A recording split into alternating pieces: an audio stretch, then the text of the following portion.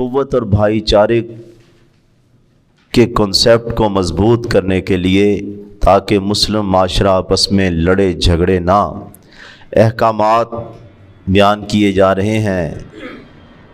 کبھی کہا جا رہا ہے کہ بھئی غلط خبر کے تحقیق کر لیا کرو، اس کے پیچھے لگ کے کوئی غلط قدم نہ اٹھا لینا، بات کی تحقیق کر لیا کرو۔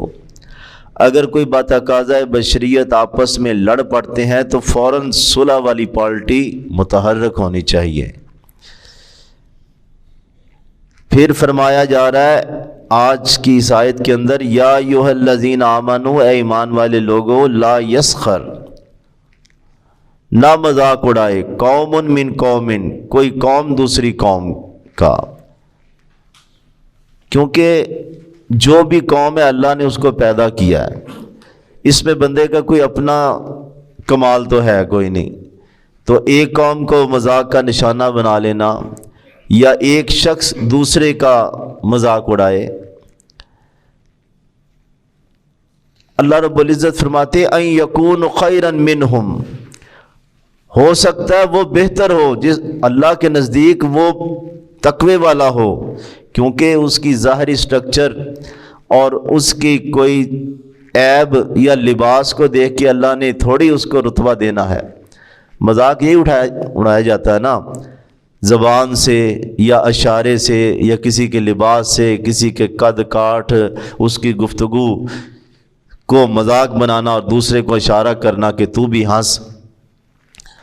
تو پروردگار فرماتے ہیں ممکن ہے وہ بہتر ہو اللہ کے ہاں جس کا تم مذاق اڑا رہے ہو، اور یہی کسی کا مذاق اڑانا اور کسی کو ذلیل کرنا یا سمجھنا، یہی لڑائی جھگڑے کا سبب ہے۔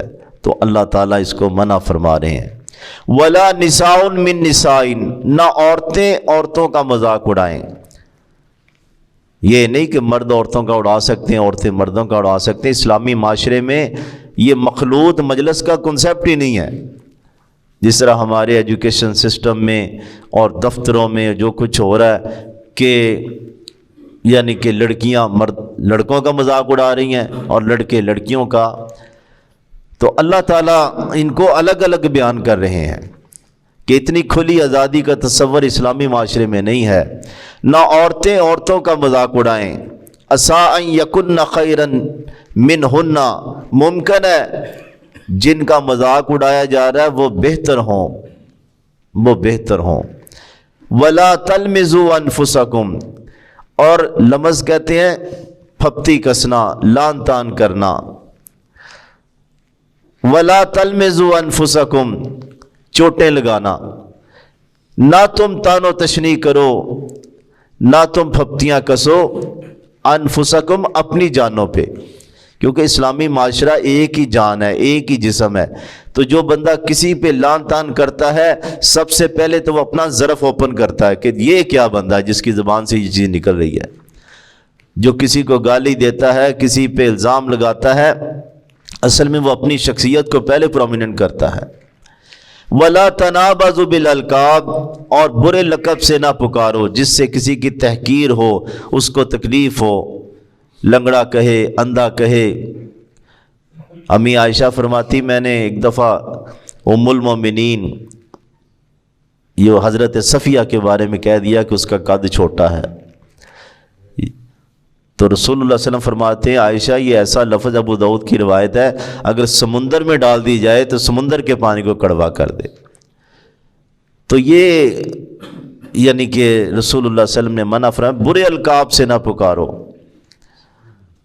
ہاں کسی کی اگر کوئی پہچان بن گئی ہے، ایک نام کے کئی بندے ہیں، تو آئیڈینٹیفیکیشن کے لیے محدثین نے اسماء الرجال کی کتابوں میں یعنی کہ وہ تھوڑا سا اس کا رکھا ہے تاکہ پہچان ہو سکے۔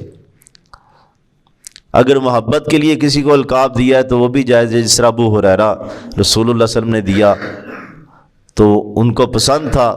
اسی طرح ابو تراب حضرت علی کو رسول اللہ صلی اللہ علیہ وسلم نے محبت سے کہا، او مٹی والے، تو ان کو یہ کنیت محبوب لگی اور بلکہ اسی کو استعمال کرتے۔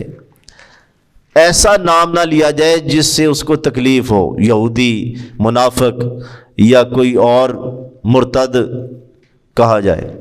بئس الاسم الفسوق، بہت برا ہے فسق میں نام رکھنا۔ کافر جو مرضی کریں، لیکن تم تو بعد الایمان، ایمان کے بعد ایسی حرکتیں کیوں کر رہے ہو؟ ومن لم یتب، جو توبہ نہیں کرے گا، اسی طرح مذاق اڑاتا رہے گا، برے نام رکھتا رہے گا، فاولئک هم الظالمون، یہ ظالم ہے۔ اللہ سب نے ملک کی توفیق عطا فرمائے۔